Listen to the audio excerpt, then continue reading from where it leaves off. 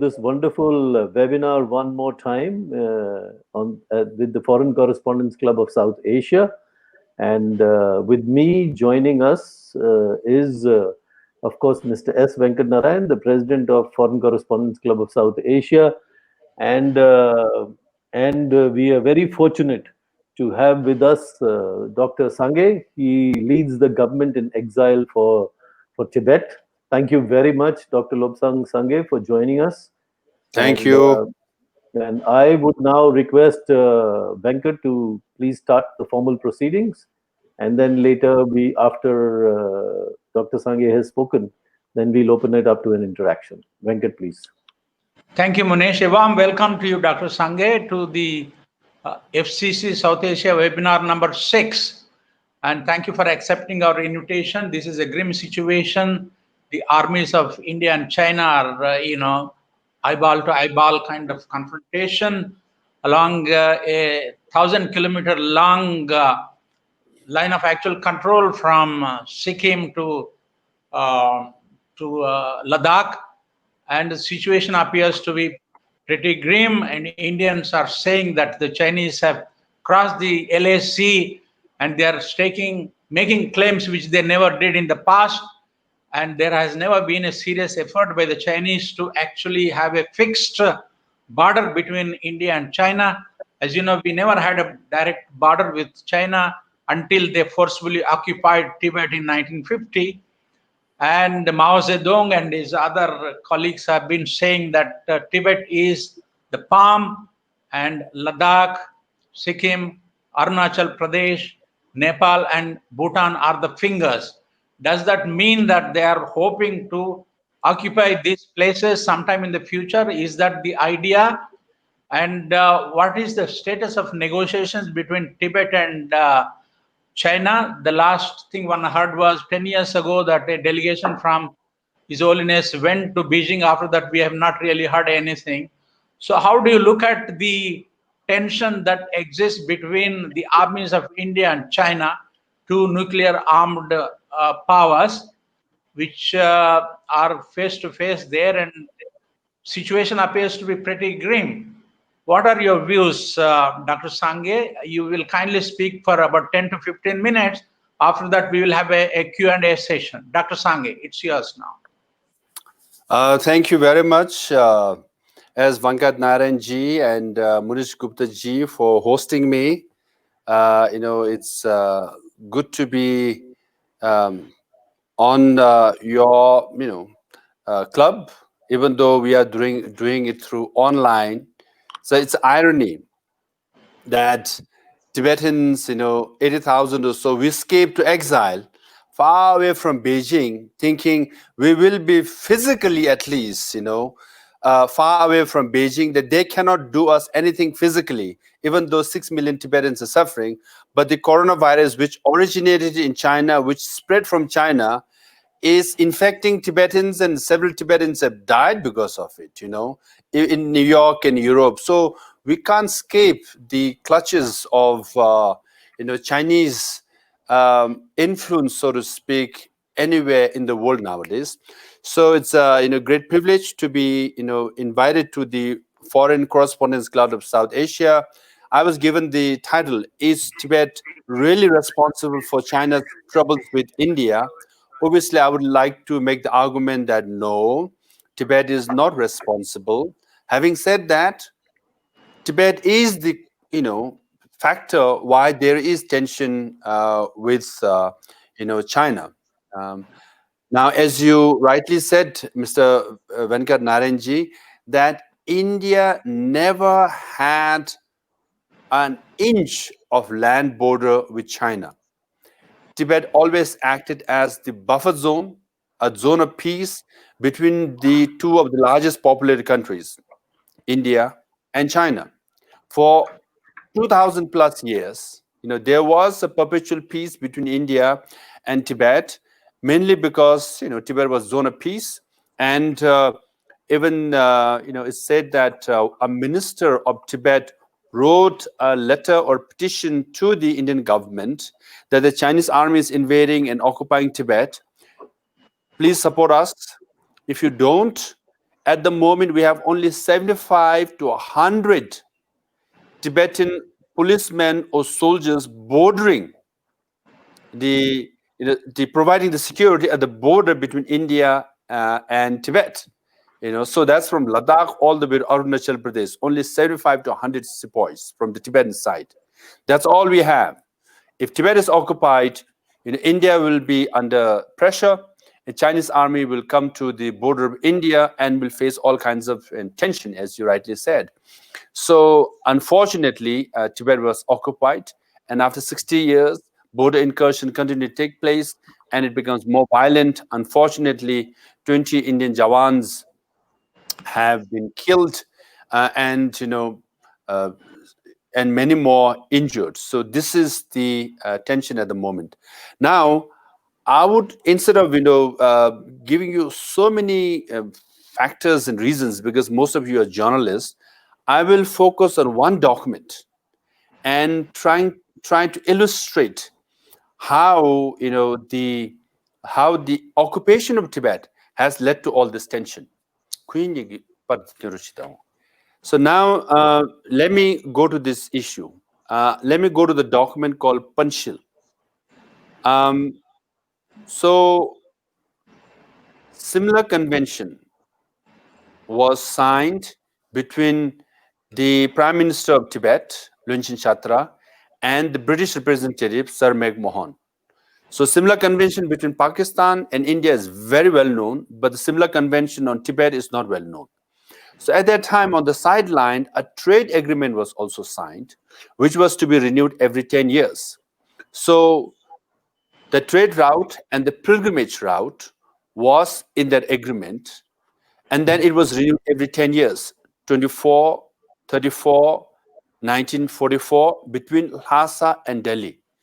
In 1954, it was renewed between Delhi and Beijing, because by then India was an independent country. So if you look at the Panchsheel, it's only in the preamble 5 points were included, and it's called Panchsheel. But if you look at the body, still it's about trade and pilgrimages. But at that time, India wanted the Panchsheel to last for 25 years.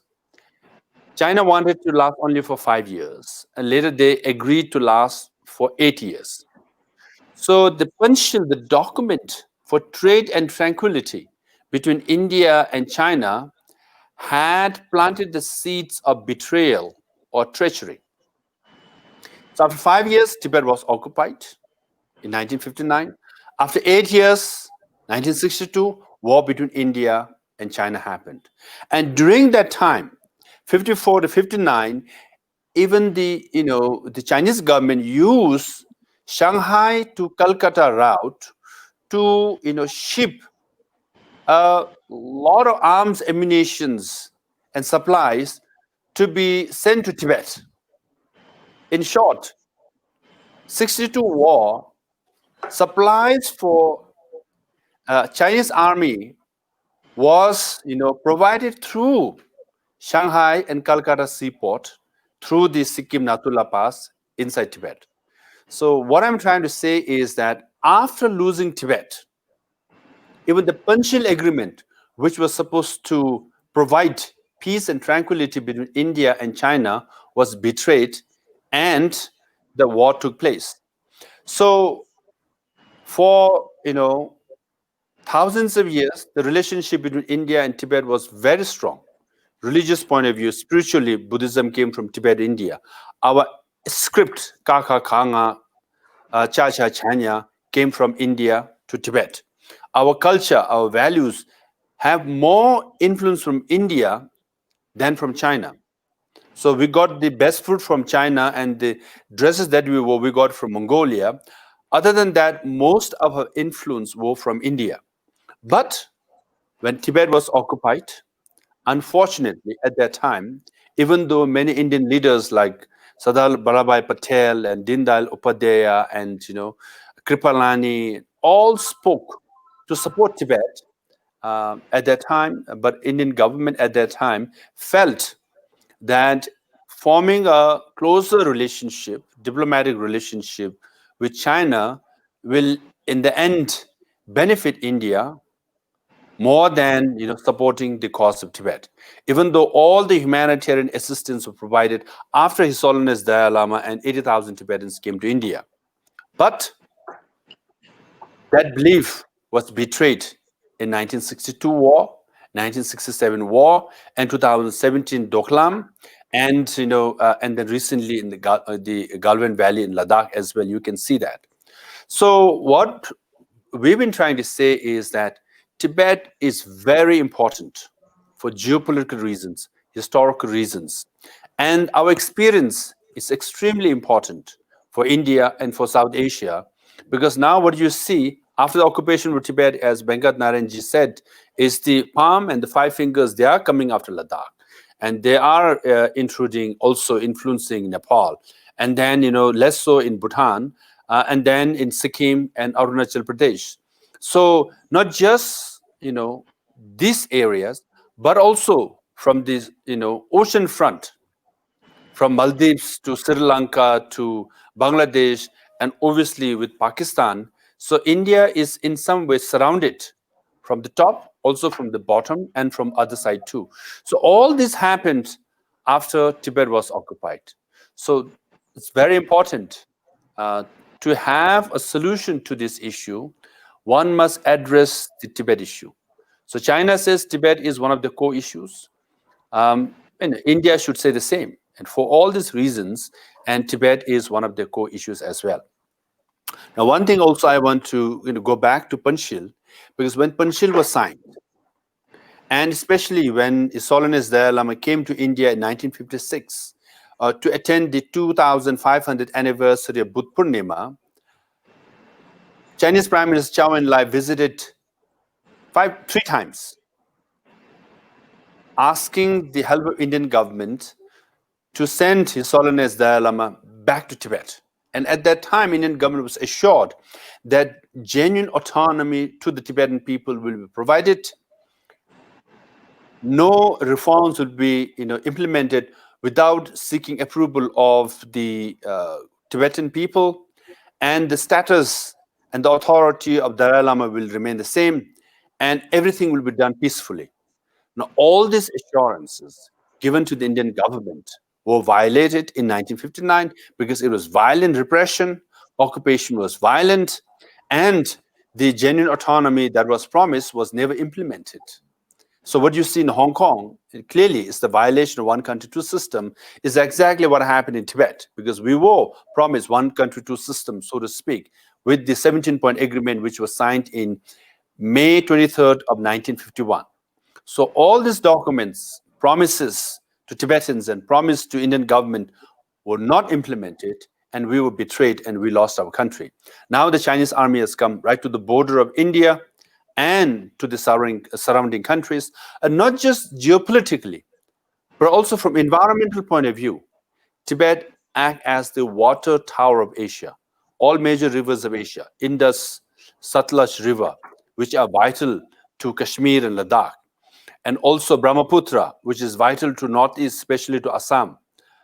All this flow from Tibet, and Mekong River, Irrawaddy River to Southeast of Asia, and Yangtze River, Yellow River, or again, they are vital to China, all flow from Tibet.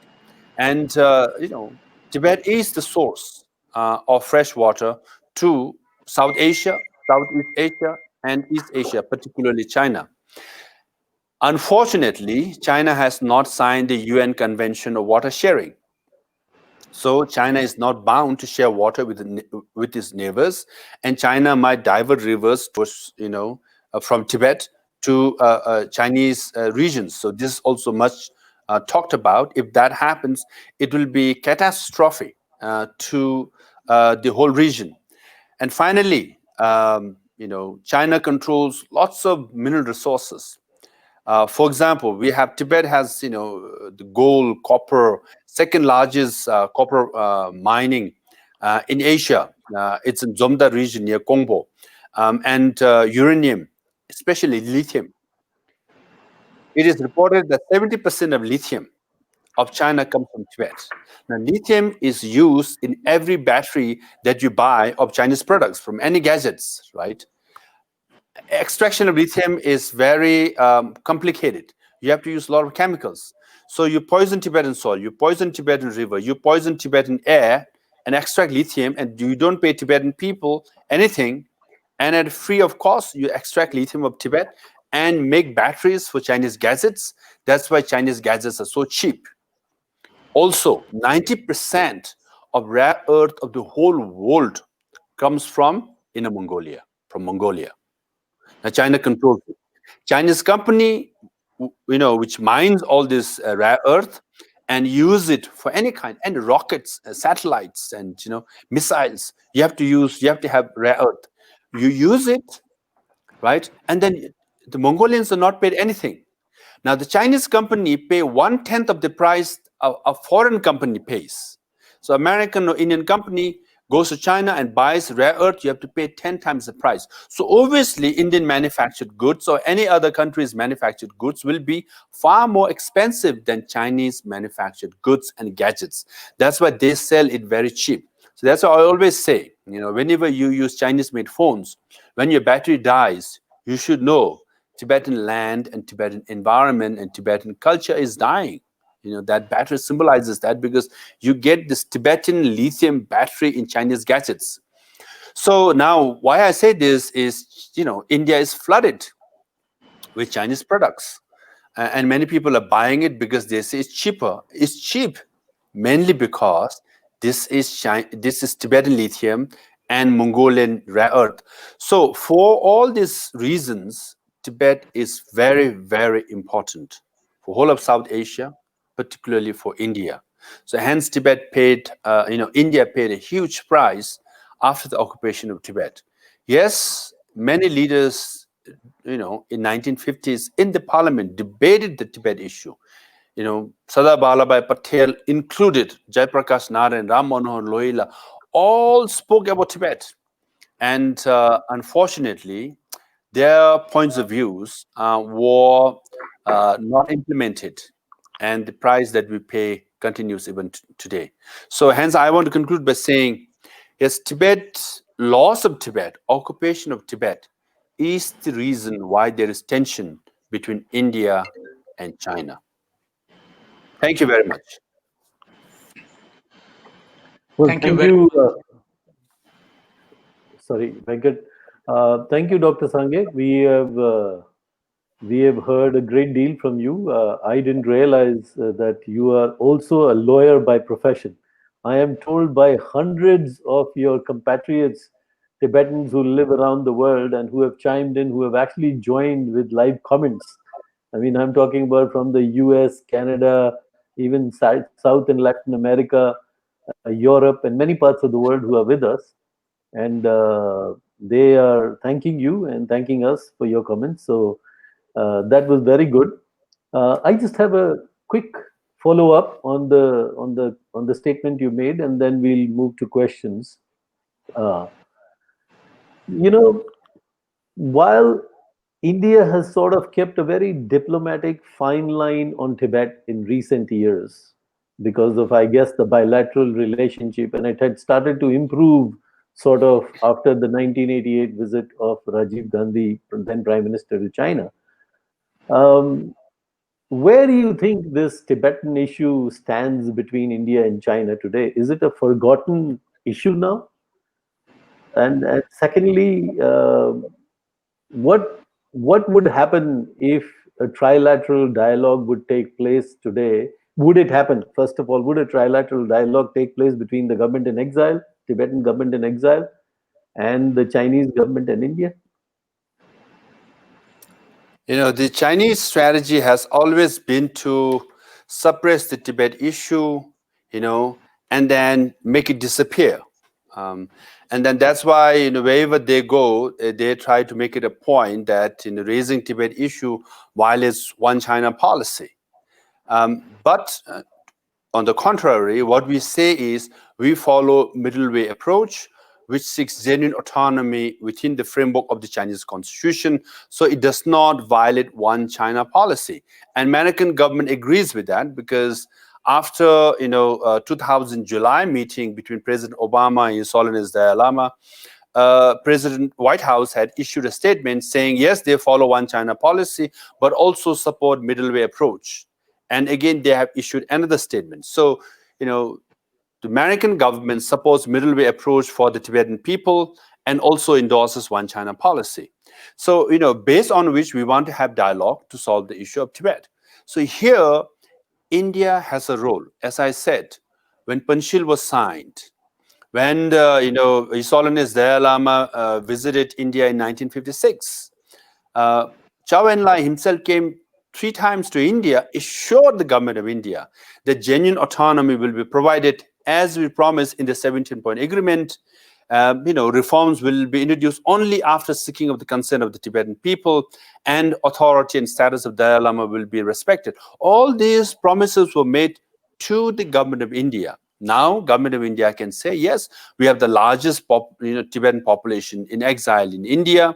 Tibetan administration, His Holiness Dalai Lama calls himself proud son of India. And historically, geopolitically, spiritually, culturally, for all these reasons, India can, raise the issue of Tibet. Because as it is, Chinese government says, Tibet is one of the core issues. And Xi Jinping is on the record in saying that security and stability of China is dependent on the security and stability of Tibet. Thereby, you have to beef up and secure the border of Tibet. And he has said that. So Tibet is very important for China. Tibet is equally important for India. So, they have many bilateral talks. So during those talks, I think, it's fair to say now that given all this tension, that Indian government should raise the issue of Tibet as well. And, the American government, for example, has a position of a special coordinator within the State Department, special coordinator of Tibetan issues. So, as per the Congress mandate, the US government has to submit annual report to the Congress on bilateral dialogue, situation in Tibet. So all these things are taking place, and India has an important role to play. Just 2 days ago, 50 UN human rights experts issued a report or statement saying we must investigate the human rights violation in Tibet and other regions of China, including in Hong Kong and Xinjiang. These are UN experts, it's unprecedented that they had come up with the statement. So the whole world is talking about Tibet, and India, for various reasons, have lot at stake, and should intervene and should take leadership in solving the issue of Tibet.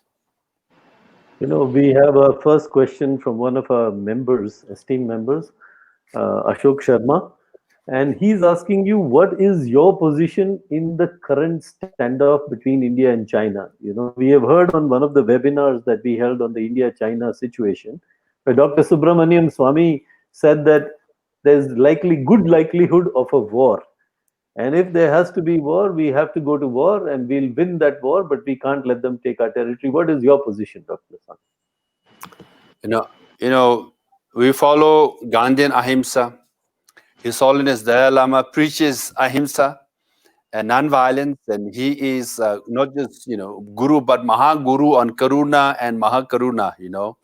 And that's why actually constitutionally we renounce war. So this is where we stand. So we really do not wish any war between any country. So having said that, with the international law background, and the right to defend is your right under international law.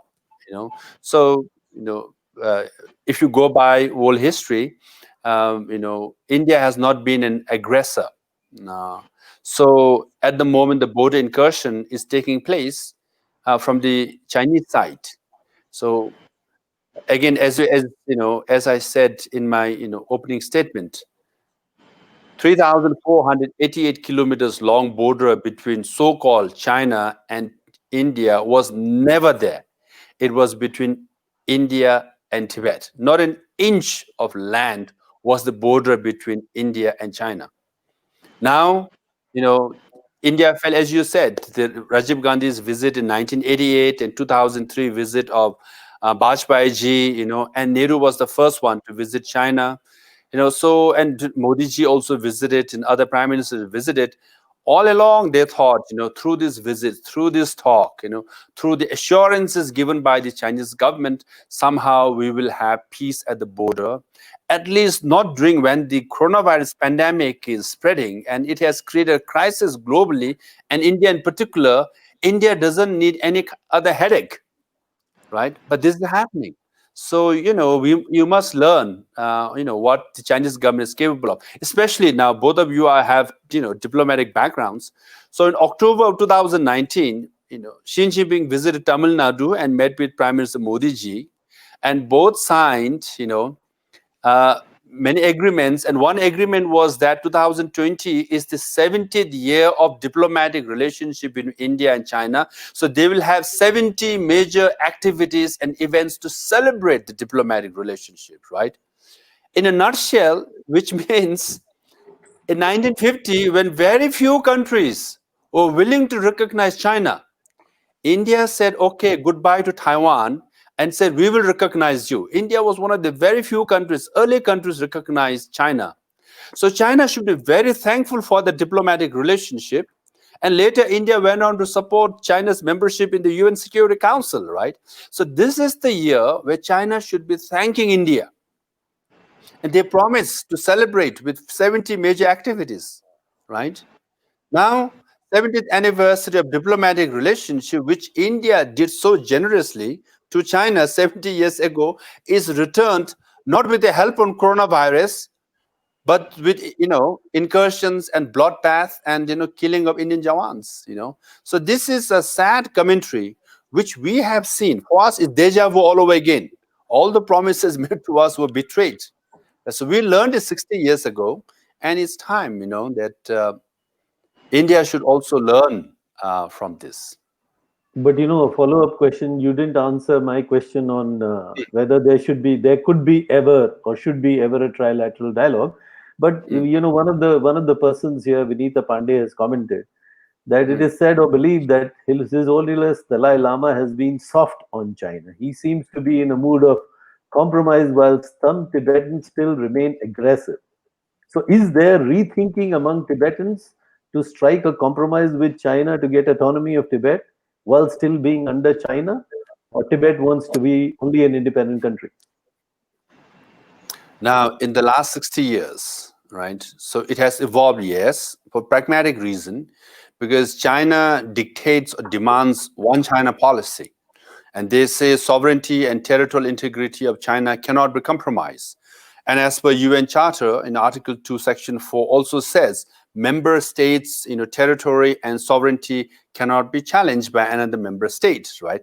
Based on which, Tibetans demanding, independence, at least at the UN, or other forums, is, if not shut down, right, it's very, very narrow. So, and His Holiness Dalai Lama also said, look, if Chinese government gives us genuine autonomy for the Tibetan people, this is a win-win proposition for China and for us. And that is called middle way approach, which is to say, at the moment, we do not accept the occupation of Tibet nor repression of the Tibetan people. What we say is repression of the Tibetan people should end, give them genuine autonomy. Then we will, negotiate on the status of Tibet. So this is a middle way, or the middle of one of repression and occupation. So this is what His Holiness Dalai Lama proposed, based on realpolitik, right? One China is accepted by every country, including India. So that's why middle way approach policy is where we stand. Yes, there are Tibetans, younger generation. When I was young, I also stood by the same stand. They demand independence. They say, it's our historical right. Historically, Tibet was independent. Absolutely true. Under international law, Tibetans have right to self-determination. Absolutely true. But International Court of Justice will not accept the case of Tibet, mainly because, one UN member state has to support the case or file the case, and you don't find any state doing so at the moment. But do you think there's ever going to be even that middle approach acceptable to China? Because with the kind of standoffs that are happening with India and their geopolitical sort of interests, and the border, the Belt and Road Initiative. Do you think it's ever going to come back to that? Now, in 1980s, Tibetan delegation went to China and went to Tibet to have talks. It didn't lead to any breakthrough. And also from 2002 to 2010, this last was January 2010, two envoys of the Dalai Lama did go to China and visited some Tibetan places also and have had dialogues, but there was no breakthrough per se. So our effort has been, yes, we want to solve the issue through dialogue, non-violently and peacefully. And that is our approach, and that is our belief. And now, whether the Chinese government will reciprocate in kind or not, so far we have had talks, but no breakthrough. But that is whether China will reciprocate or not, that is to be seen. But we would like to believe that dialogue and non-violence is the best way moving forward. There's one question from Mr. Saurav Jha, and he asks, do you think China sees both Tibet and Inner Mongolia more as resource colonies now, rather than Lebensraum for Huns, or do they still intend to continue with their old demography-altering efforts? I mean, the question is a little roundabout. Yeah, they have. In Inner Mongolia, I think again, the actual Mongolian territory was around 60% of Inner Mongolia. The adjacent area, historically, where Mongolians live, were added, and hence the territory is a little larger. But at the moment, if you take the whole of the Inner Mongolian as a territory, there are 8 Chinese to every 2 Mongolians. So, Mongolians are already made minority in that area. So in Tibetan area, China is trying to do this demographic shift with population transfer. But fortunately, Tibet is 4,000 meters on average. The height of Tibet is very cold in winter. So a lot of Chinese who come, mainly they come and stay in the urban areas during summer for mainly tourist business and government works. Then they leave, go back to their own hometowns in winter. But in the border areas of Tibet, so there are a large number of Chinese have come and settled. But if you look at inner Tibet is Tibetan majority in winter, and the rural Tibet is still Tibetan majority. So demographic shift they try, but Tibet is very cold, and that's why it's very difficult for Chinese to settle there permanently. For Tibetans too, to move from 3,000 meters high to 4,000 meters high, we discovered barley. Then we took our yaks, and that's how we settled there 2,000 to 3,000 years ago. So it took us, a couple of hundreds of years of genetic adaptation to move from 3,000 to 4,000 meters high. So for lowland Chinese to settle there, it takes hundreds of years of genetic adaptation. So far, Tibet is protected because of its height and cold weather. So that's why we are not a big fan of global warming. So we think global warming can wait. Let Tibet remain cold, and make Chinese settlers there, not stay there permanently. So this is how they are trying to do. But yes, resources-wise, as I mentioned, lithium, copper, gold, uranium, all are exploited. So it's a colonization of Mongolia, Inner Mongolia and Tibet. So they see, it's rich in resources, exploit them and enrich themselves. And at the great cost, environmental cost, to the Tibetan people. So they exploit resources right, left, and center. All the major rivers of Tibet, they have dams after dam, not just 1 or 2, or 20, 30 dams per river to exploit hydropower. No, Venkat and I were both on that visit with Prime Minister Rajiv Gandhi at that time to China in 1988. And Venkat has been an ardent follower of Chinese real politique. So I think Venkat, I'm sure that you have a couple of questions, Venkat, to follow. Yes, I do. Dr. SANGAY, as you know, Mao had said that Tibet is the palm and the other 5 fingers are Ladakh, Sikkim, Arunachal Pradesh, Nepal, and Bhutan. In Doklam, they almost tried to kind of get into Bhutan. Now there are reports that some villages in Nepal have been forcibly taken over by the Chinese by simply taking away the pillars which indicate the border between China and Nepal. And do you think that the ongoing face-to-face confrontation between the PLA troops and the Indian soldiers is a part of this larger design of acquiring fingers, having acquired palm called Tibet? Is that why Mr. Xi Jinping is resorting to this kind of aggression in along the Indian border with China, the line of actual control? Do you think, Dr. Sange? As you mentioned, Rajiv Gandhi's visit to China in 1988, when he was meeting with then, Chinese Prime Minister Li Peng, I think they spent good, 40 to 45 minutes discussing about Tibet. So yes, he did try to raise the issue of Tibet and try to persuade, Chinese Prime Minister to solve the issue of Tibet and to have dialogue with His Holiness Dalai Lama. This is what I've heard informally. And then his visit, Rajiv Gandhi's visit, also followed after the intrusion, 1986-87, right at the border. So this border incursion has been taking place for a long time now. But overall, as both of you have studied China, China, the term, China in Chinese means Tungo, which means the Middle Kingdom, which is the middle of the universe or the center of the universe, and anyone who is in the periphery are barbarians. So that's how they always describe people in the periphery, barbarians.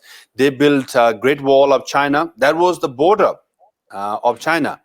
Now, then they occupied Mongolia, Manchuria, Xinjiang and Tibet. So expansionism has been their, grand old strategy, which they have been practicing for the last many centuries. So after occupying Tibet, palm, they're coming out 5 fingers. Now, when I say Ladakh and Nepal, you should not forget that in between this is Himachal Pradesh, and this is where we are. Laul Spiti, Kinnaur, all this, comes here. So, to come after 5 fingers, I think it's given, because expansionism, where if you look at the map of China, 40% of territory was Han Chinese inhabited historically. The 60% of the area now were occupied and incorporated by China, and then now they are incorporating or trying to incorporate other border areas, including in the sea. The South China Sea, East China Sea, Scarborough Island. All these are expansionist policies. So this is expected. Now, when you mentioned Doklam, it's very important. In 2003 visit of Bajpayee, again, unofficially, it is said that China has now recognized Sikkim as part of India, and thereby Bajpayee had to make the statement that Tibet Autonomous Region is part of China. Before, India's stand was Tibet is an autonomous region of China. There's difference. Historical status of Tibet. The status of Tibet is autonomous and all that. Tibet Autonomous Region is part of China is a Chinese government definition of Tibet, right? Now, in return, the China recognized Sikkim as part of India. But in 2017, Doklam incident happened. Where is Doklam? Right next to Sikkim, right inside Bhutan, and right across Chicken Neck. So what was promised in 2003 on Sikkim again was violated with this Doklam incursion. Now there's a huge infrastructure is being built in Doklam, and their Chinese army presence is more or less permanent, and that's what they're trying to do at Galwan Valley also. So these incursions and incidents and the recent violence and death, I think is likely to increase. Sad to say that. Sad to say that. Dr. Sange, it's not just with the Indians that the Chinese seem to be having problem. They have a problem with Japan. They have a problem with most of Southeast Asian countries. They have created islands and put defense equipment in South China Sea, East China Sea. So they seem to be having issues with so many countries in Southeast Asia, Japan. They're having a trade fight with the United States, and they're already the world's largest trading country in the world. Um, do you think, by building this BRI, Border Road Initiative, on which Mr. Xi Jinping wants to spend $1 trillion, is he dreaming of lording over the world by using all these facilities? What is his game plan? I mean, this China dream, 2049, 100 years after Mao created the communist China, he has this great grand plan. I mean, does China or Mr. Xi Jinping, who himself declared himself to be lifetime president, do you think that they want to rule the world? I mean, is that what they're trying to do? What is your view, Dr. Sangay? I think it's given that China wants to be superpower and wants to be number one in the world. And especially in Asia, they want to be number one. And if there's any country which can compete with them, it's India, to some extent Indonesia, Japan, and Australia. So obviously, if you follow, I've been to many capitals. If you follow protocols, when Xi Jinping goes to Washington D.C., they demand a protocol reserved for the Queen of England, who gets the highest protocol in the world. And when he goes to London, his office demands a protocol of President of America, who receives the highest protocol. So obviously, the Chinese government's dream, or China's dream, is to elevate and to propagate the greatness of China and make them a number one true. And then Belt and Road Initiative is one of their efforts to expand their reach throughout the world and to be recognized as the number one partner in the world. So if you look at trade relationship with the rest of the world, you can see the West America-led is decreasing and China is expanding in rest of the world. So this was their strategy. But having said that, I've been in my position for the last 9 years. So I've been to various capitals around the world. The first 5 years, discourse was China's economy is so powerful. We need their investment. We need their money. So we'll maintain good relationship and we give less priority to human rights, thereby on Tibet issue. But in the last 4 years, there's a dramatic shift in the discourse around the world. So, Washington, D.C., at that time, the main thinking person was Kissinger and all, that, we'll cooperate with China, open our market, make China rich, and middle class will grow. There will be democracy and human rights for every citizen of China. But now Washington, D.C. has concluded, China is a competitor, in fact, an adversary. So now Washington, D.C. see China as, better or number one adversary even compared to Russia, right? Even the Europe has concluded the same. Say China is number one competition. And then with this coronavirus, so it originated in China, and the Chinese government is saying, yes, Tibet is part of China, Hong Kong is part of China, Ladakh is part of China, all that, but coronavirus is not part of us, So in broad daylight, they're saying this, and it has created this trust deficit. So various capitals around the world are looking at China, and we know the 130 some members of WHO voted to investigate the origin of China and possibly punish or reprimand the origin and of the coronavirus, mainly because the Chinese government did try to hide the human-to-human transmission, this information, for 3 to 6 weeks. According to some major think tanks, 95% of the infection and death rate could have been prevented had the world, was given this information 3 to 6 weeks ahead of the pandemic, right? So because of all this, the trust deficit is really high. And as you said, Japan, Australia, everywhere, all the neighboring countries are looking at China differently. And, the debt trap diplomacy, all this are creating an environment where perhaps China is facing the worst PR crisis since Tiananmen Square. So it's an enormous challenge that the Chinese government is facing. And only way to come out of it is to be open about it, to address the human rights issue of Tibet, the environmental issue of Tibet, to come out to be more transparent and perhaps embrace democracy and give, right to vote and freedom of speech to the people of China. So this is how they can be a responsible member of the international community. And this is the task that the whole world faces. I have a question from one of our viewers. He's also a member of the club, Takir Hussain.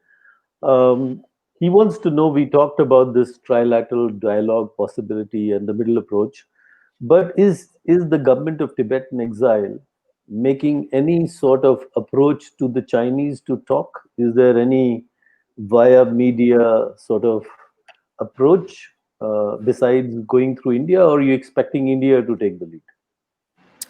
No, as I said, the envoys of the Dalai Lama did meet with Chinese counterparts for 2002 to 2010.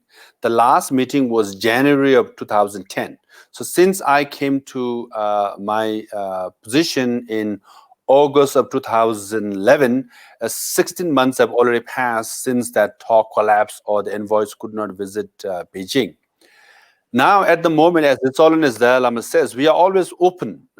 Any Chinese journalists or scholars, anyone who comes and meet with us, we are willing to meet and share our thoughts, right? But there is no formal dialogue going on between the envoys of the Dalai Lama and Chinese government. Having said that, we do believe dialogue is the way to solve the issue of Tibet. No, but from what you're saying, Dr. Sangay, I mean, never the twain shall meet. Somebody has to offer to create, to go back to dialogue. It's been 10 years since the last dialogue. Yes. So would you make that offer, or you're going to keep quiet till Chinese make the overture? Or the Chinese will never make it? That's true. We are waiting, Here we are transparent, we are willing, We want to have dialogue, and now it's for the Chinese government to decide.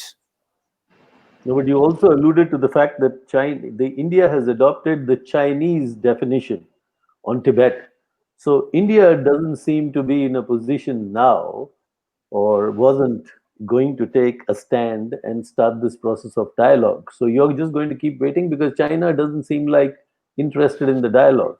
And that probably is the frustration building up in the young Tibetans around the world who feel that something else must be done. The younger generations are always passionate and frustrated, I mean, with their parents, with the society, with their community generally, and which is a good thing to do. You need passion, So yes, but on this dialogue, if any country can intervene as a friend, either pressure them or nudge them, or press them or appeal them to have dialogue with us, we welcome any such initiative. Having said that, from our experience, somehow the Chinese government doesn't like third-party intervention in a formal setting or formal way, but informally, any country can do that. We will welcome it.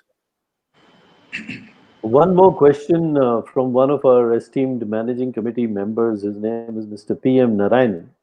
He is from German television.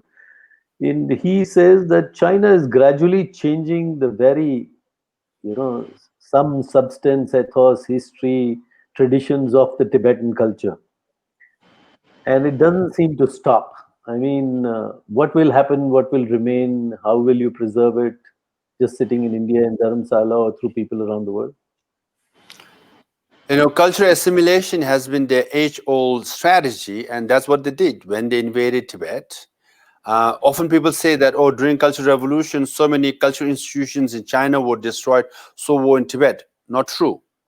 In 1962, 63 in fact, late Panchsheel Lama submitted a 70,000 characters petition to Mao Zedong, in which he listed that by 1962, 98% of Tibetan monasteries and nunneries were destroyed. 99% of monks and nuns were disrobed, not allowed to practice religion.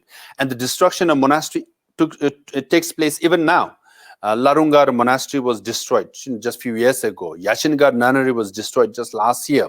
So half of it are all gone and controlled by Communist Party. So the cultural assimilation is going on. Tibetan language is not the medium of instruction at the university level, high school level, even at the middle school level, right?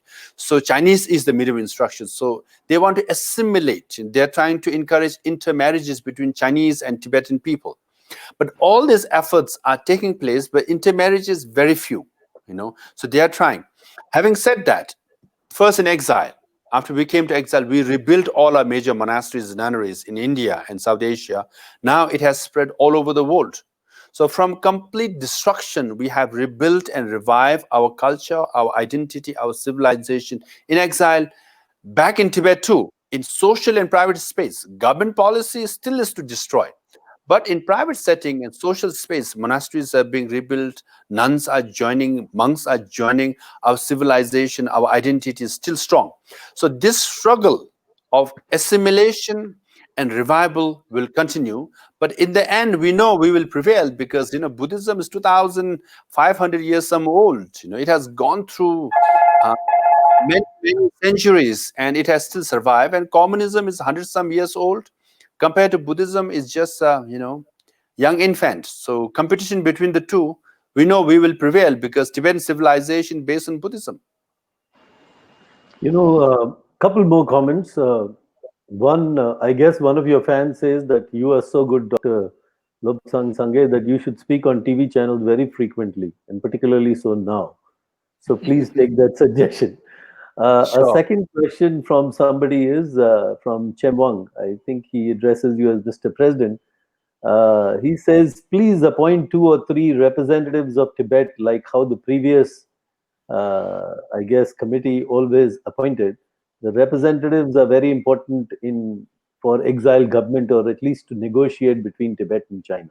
So do you have a response? Yes, we have always said anytime the Chinese government wants to have dialogue, we are ready, and envoys will be ready. Just give us minute or 24 hours notice, and we'll be there wherever they want to meet. So we say we are ready anytime, anywhere. Venkat, I guess you want a comment or a question. Dr. Sangay, your parents were among the 80,000 Tibetans who came to India with His Holiness the Dalai Lama in 1959, and they were living in Darjeeling. That's where you were born. You went to school there, and then you came to Delhi. You studied at Hansraj College, and you took degrees. Then you went to America and to study at Harvard University on a Fulbright scholarship.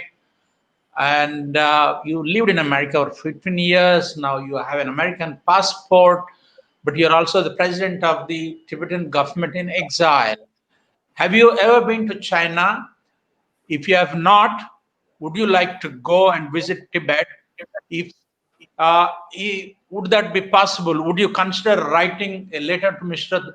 Xi Jinping or whoever is there in the Communist Party that you would like to come and visit Beijing and go to Lhasa and visit the famous Patola Palace? I can see that beautiful palace behind you. Yes, right. So the Chinese, I don't think, will take an initiative. Would you consider writing to them? Have you ever written to them? There has not been any communication between the Tibetan Government-In-Exile and China for the last 10 years. And Deng Xiaoping was the last man who tried to kind of, do something to help the Tibetan people. But since Mr. Xi Jinping came to power, he only said, I want to crush the Tibetan separatists. So do you see any meeting point, or what do you think? As a Tibetan, any Tibetan would like to go to Tibet. Any Tibetan would like to, go and visit all the pilgrim sites and holy places. Like, Hindus would like to go to Mount Kailash and Mansarovar. By the way, when Tibet was independent, it was free. in the Panchsheel agreement too, one of the main agreement was that the Indian pilgrims can use the Demchok route, which is the fastest and easiest way to go to Mansarovar and Mount Kailash, right? So any Tibetan desire, I was born and brought up in India, in Darjeeling, and obviously I think and talk and sleep about Tibet, and then obviously I want to visit Tibet. So I was in a way promised that, and I went to Beijing in 2005 when I was at Harvard, as you mentioned, Harvard University. So I was there, and then when I met this officer, and he said, I said, look, I want to go to Tibet. And he said, look, we don't have enough people to receive you. And I said, look, I'm just a researcher at Harvard University. I don't need anyone to receive me. As it is, you have 1.3 billion people, okay? I don't think you have shortage of people, but I don't want anyone to receive me. Allow me to go to Lhasa. And he said, no. Then I said, I gave a very personal information. And I said, look, my father passed away last year. And this is a 1-year anniversary. I would just want to go to Potala Palace. You see the picture here. And offer one candle or a butter lamp and pray that his soul will rest in peace. Even then, the Communist Party officials said no. And then I realized that they promise you one thing and they do just the opposite, like they did to my country. And this way, I've come all the way to Beijing, and I'm just 3 hours away from Tibet. And they refused to let me go, even though I was not a politician, I was nobody, I was just a researcher. I was a senior fellow at Harvard and University, and then, they should have just allowed me. And a Tibetan is denied to go to Tibet, even though I was promised, right? So then I said, okay, this kind of things are not going to work. That's why, when the opportunity came, for me to participate in election and stand for the election of the president, I did. And then politically, here I am speaking and, sharing my experience and sharing the tragic experience of Tibetan people and experience the betrayal, So this is what we do. I don't think writing a letter to Chinese government will give me any response, but we are ready anytime, anywhere to have dialogue, to solve the issue of Tibet peacefully. So this is where we stand. And yes, the Chinese government policy is to repress Tibetan people, silence them, and create fear among Tibetans, but they will not succeed. As we speak today, Tibetan monks, to travel from one monastery to another monastery, they need permit. One state to another, they need permit. And going to various places inside China, they have to stay in separate Tibetan hotels, Tibetan designated hotels. They cannot go and stay in any hotels at Beijing. So that kind of discrimination, that kind of second-class treatment is meted out to Tibetans, including middle-ranking and low-ranking Chinese Communist Party members. So they are facing such kind of discrimination. So in that kind of environment, the trust towards the Communist Party is very low, mainly because the Chinese communist system do not trust the Tibetan people. I have a couple of follow-up questions on that. One is, first I'll let the other people's question go by, and then I'll ask you mine. First of all, I have a question from Manoranjana, who's a senior journalist, Indian journalist, also happens to be my younger sister. She interviewed the Dalai Lama in 2005 in Agartala. And she feels that, look, today, in the context of Tibet issue, you said also is being raised at the UN Human Rights Council for decisive measures. But using the COVID-19 situation as it exists today, when the world is out and out against China, why is the Tibetan government in exile and the Tibetan people not mounting a huge campaign to also get what they want? We are trying to, I'm, all over the news media in India. And just, a month or so ago, we launched this 1-month campaign on Panchsheel Lama, the disappearance of Panchsheel Lama, right? He have disappeared 25 years. And yes, we did international campaign.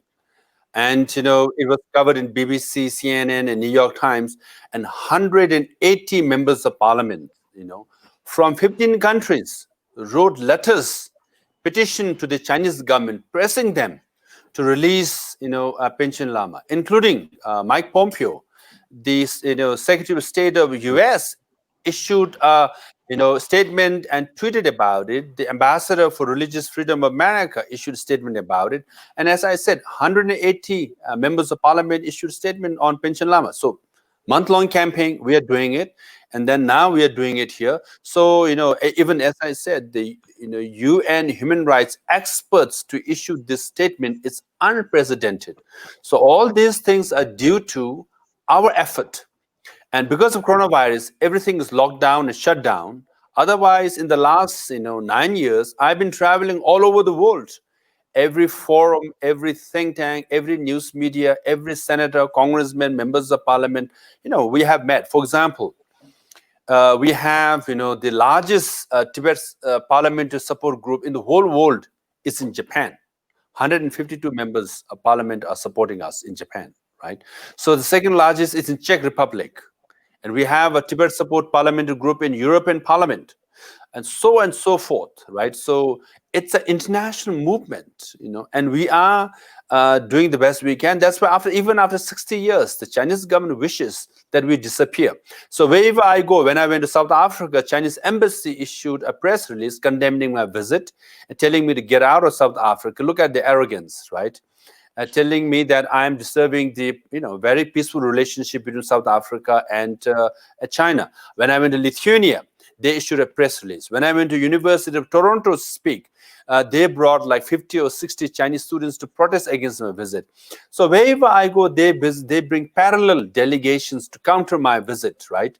So all this shows that we are making efforts and we are making some impact. That's why Chinese government sends parallel delegation or issue press releases condemning my visit. So our movement is on.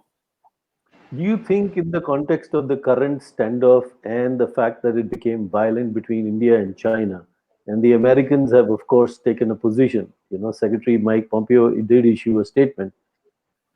Do you think this will propel or push the US government, particularly under President Donald Trump, who doesn't seem to mind taking a tiff with China? Do you think this will propel the US government, and are you making any efforts to move the US administration to bring up and bring back that issue of Tibet? Because after all, they're using Tibet as a staging ground. No, I think, in the US, Tibet has always been a bipartisan issue. And already we have, a major bill called Tibet Policy and Support Act, which was passed by US House with 394 votes. So out of 426, that's like, almost 95% of the US Congress members supported our bill. And which is now, it is in the Senate. If Senate passes, then it'll go to the president. It's a huge, comprehensive bill on Tibet, right? So we've been lobbying it for the last 1 year or so, and it is bearing some fruit. And then, every year, if you look at State Department reports, on Tibet or China, so Tibet issue is raised in Tibet, in Washington, D.C., quite often. So, yes, America, Washington, D.C. has reached consensus to recognize, China as #1 adversary. And along with it, many congressmen are pushing other bills and other measures, initiative on Tibet. So, yes, whenever there is such kind of environment, we have to participate and let the people of the whole world know why Tibet is important. Even in India, it's very important, because in the last 60 years, one thing that has happened is that, no government has, supported us more than India. That's for sure. But if you look at the universities level, if you look at America, Harvard, Cornell, Columbia, Virginia, all have Tibetan studies and Tibetan Buddhism studies program. Tenured professors teaching it. You go to Germany, you go to London, there are professors. In India, universities in India, they don't have Tibetan studies program. They don't have Tibetan Buddhist program. I think they're few, very less. Now, when Doklam incident happened, when Galwan incident happened, last time I remember, 2017, people were calling us to say, what is the meaning of Doklam? It's a Tibetan word. It can be a difficult road. It can be a nomadic road. It can be just a road, right? The term, the television experts were discussing, but they didn't know the term Doklam, right? Now, if you don't have Tibetan studies program with Tibetan researchers in think tanks and universities, when such kind of incidents and the now tragedy happens, you need experts ready to explain. So these kind of things need to be done. And in that sense, yes, America and European countries, are quite ahead in Tibetan studies and Tibetan Buddhist studies. Do you think a comment was made by Dr. Subramaniam Swamy a week, 10 days ago, right webinar on the standoff with China, saying that the Communist Party, led by President Xi Jinping, and the PLA might be at odds with each other on this whole issue of Galwan Valley? Do you think that they are, they are like apart on this? This is being staged only by PLA, sort of not with the tacit understanding of the Communist Party and the Politburo, or do you think they're together on this? This is just a facade. Now, Subramaniam Swamiji, I met him. He comes and visits, teaches at Harvard Summer School also. I've met him. He's an expert in intellectual himself. I'm sure he has some insights and information that I'm not aware of. But also, we should remember when Xi Jinping visited Prime Minister Modi in Gujarat, I think, right?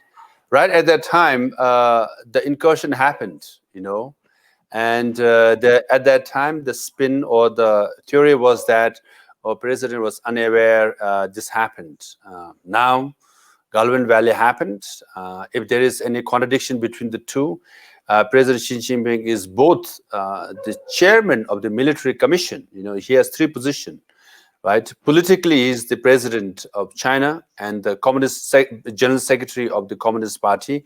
And third, he is the chairman of the military commission. So all the generals are under him, and he is the guy in charge. And he's, I think, if not one of the very few leaders since Mao Zedong who wore military uniform with the rank of general and participated in military parades. So the way he projects himself, that to be in charge of all three political power in China, including the military. Well, finally, another last question from all the people attending. There are some people who feel that the young Tibetans now, particularly ones in India, want to go back to Tibet, just go back to their homeland roots and do their work and business, and may not be as bothered about, the Tibetan, the political situation. Do you share that feeling? I mean, I don't understand from this question if the gentleman who asked this question was speaking for a small group or a large group, but you seem to be meeting everybody. As I said, that's generational, right? And because the previous question you asked me was a bit contradictory. They're more angry, they're more frustrated, they're more passionate, they want independence, so they don't want to be soft and they don't support middle way approach. Now, you're saying the Tibetan youth is complacent or their interest lies somewhere else, that they're not that interested in national issues. But I think, youth generally are very, very passionate. They are getting better education, better exposure than me and elder generation. And hence, if you look at, for example, 2008, there was a nationwide protest in Tibet. And the youth participation from all over the world was huge. And on the 60th anniversary of National Uprising Day, that was in 2018, and Tibetans youth participate all over the world again, right? Their turnout and participation was huge. If you check any social media, I'm sure many of the comments and the likes, on your Facebook are mainly youth, because elders can't go to Facebook and, click likes and issue comments. So youth participation is very huge. So I have absolute confidence that the Tibetan youth will are very engaged and very patriotic, and they will do a great service for the cause of Tibet. And they will make it possible for the return of His Holiness Dalai Lama to Tibet and to the Potala Palace that you see right behind me, and with the Tibetan flag inside Tibet. So that's our wish and that's our aspirations, and it will be possible sooner than later. My last comment, maybe, and it may come across to you as a question. Do you think if this situation between India and China escalates, it would make it an opportune moment, and you would also escalate the Tibetan issue? See, whether things turn out whichever way, whichever direction it goes, we will continue to make efforts. This is our kartavya, this is our cause, this is our call to highlight the Tibet issue, seek support for Tibet issue. Even if no one is listening, we will be saying exactly the same thing that I'm saying. If there are thousands and lakhs and millions are listening, we will say the same thing. Our movement will continue. Our movement, yes, is dependent on international community, but the dependence is secondary. Primarily, our movement is dependent on the Tibetan people. If Tibetan people inside Tibet are strong, who they are, 154 Tibetans have committed self-immolation. They have burned themselves, saying occupation is unacceptable and repression is unbearable. Even now, among the 154 Tibetans, younger generation, there are monks, nuns, nomads, farmers, from every walk of life. Tibetans have participated, and nationwide protests are still going on. That shows the solidarity and sense of Tibetan identity inside Tibet is very strong. So that is the foundation. And exiled Tibetans, our job is to be their spokesperson, continue to advocate for their freedom. We will continue to do so. So that's the primary. And our foundation and primary is very strong under the leadership of His Holiness Dalai Lama. So that means our movement will carry on with or without international support, appreciate it with international support, with the support of incredible India. Well, we thank you very, very much. I will now hand it over to our president, Mr. S. Venkatnarayan, to give his final thanks and conclusion. Sangay, before I make my concluding remarks, I want to ask you one question. The last time I was in Dharamshala for an audience with His Holiness, I saw a large number of people of Tibetan origin who live in several countries in Southeast Asia. And I also met a bunch of young people with broken limbs who came all the way from Tibet to see His Holiness. And the PLA troops beat them up, tried to prevent them from coming to India. And when they went to Nepal, through Nepal, they came to India with great difficulty. But I think the Chinese have put pressure on the Nepalese not to let any people from Tibet go to Dharamshala to see His Holiness. What is the situation now, Dr. Sangay? Do people still come from Tibet to have an audience with His Holiness and seek his blessings? I think even though we talk the Tibet issue in the context of geopolitics and military and all that, right? But the story of Tibet is still, as you illustrated, it's a story of pain and suffering and tragedy. Because my parents fled Tibet, and then they could never go back to Tibet for a very, very long time. I still remember. I've never been to Tibet, so I had an uncle who I used to talk once a while, and he used to say, "I'm the last remaining family member from your father's side, right?" And in November of 2008, I had my final talk, and then later I learned that he died. So I had an uncle. I knew I could hear his voice on phone, but I've never seen him. The Chinese government never allowed me to see him. And how can you deny a nephew to just have a glance of his paternal uncle? Now, my story is in fact mild. And the people you mentioned, thousands of Tibetans, young children from 6 to 60 years old, crossing the base camp of Mount Everest in pitch winter, through the snow, through minus 20 degrees. They lose, because of frostbites, they lose their fingers, they lose their toes, they lose their feet, they lose their hand. They cross over to come to have a glance and blessing of His Holiness Dalai Lama to get education here. So in India, now 30% of exiled population escaped from Tibet in 1990s. So their parents and uncles and siblings are still back home. So they are denied to even be or meet their parents now. So this is the story of occupation and suffering of Tibetan people, This we cannot forget. Now, what did the Chinese government do? They put pressure on Nepal. Now the border between Nepal and Tibet is sealed. Now, from few thousand Tibetans crossing from Tibet to India via Nepal has been reduced to few hundred or so. And then when they cross over, they're shot at, they're arrested, they're put in prison, and they're sentenced. And once they're sentenced, not just them, their family's livelihood, their status, will be affected miserably, right? So now, from few thousands, only few hundreds manage to come to India. So when they come, we provide them education for free. We provide them livelihood. We do the best we can. So yes, the story of Tibet is a story of personal, individual tragedy and sadness.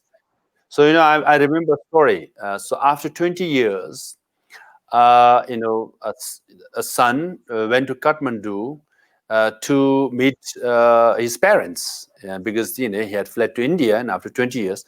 So for first few days, the parents and the son could not communicate properly because they have never talked, they have never met, they didn't know each other's liking, temper, behavior, all that, and then there's this cold feeling even to your parents. So there's love deep down, but they could not express it, they could not exert it because they have never met and talked for so long. So how can you make your own child not relate with your parents? That's the story of occupation.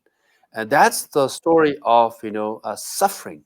So I'm talking of thousands of people, thousands of children denied meeting with their parents. So how many Tibetans in exile have got calls saying, your father died yesterday, your mother died yesterday, mentioning you, but you have not met him or her for 10 or 20 or 30 years, So even you cannot, give, last right to your parents, to your siblings and to your relatives, So this is the story of Tibet. Deep down, it's a story of sadness and suffering and tragedy.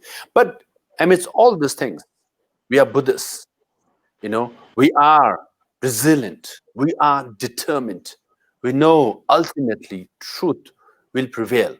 So China is powerful, no doubt, but they cannot force on us. They cannot force and create fear among the rest of the world. Ultimately, they have to be a responsible member of the international community, and they must embrace democracy, and human rights must be granted to the Tibetan people.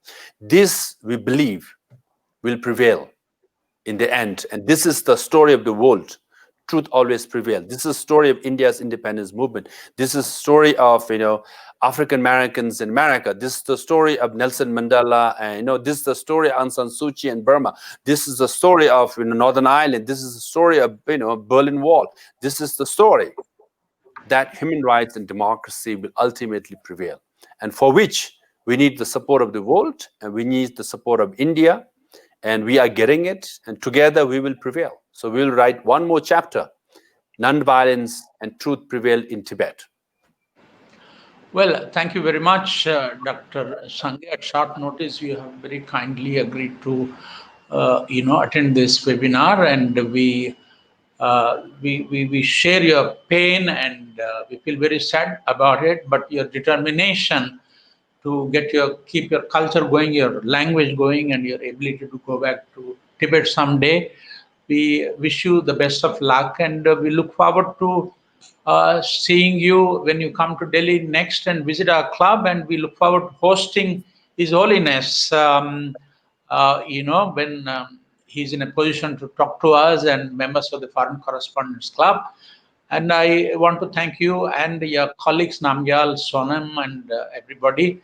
Thank you so very much. And thank you, ladies and gentlemen, who are watching this from all over the world on Facebook, Buddhist friends who may be watching this and listening to their president. A warm welcome to you, all of you. if and when you come to Delhi, you're most welcome to visit our club.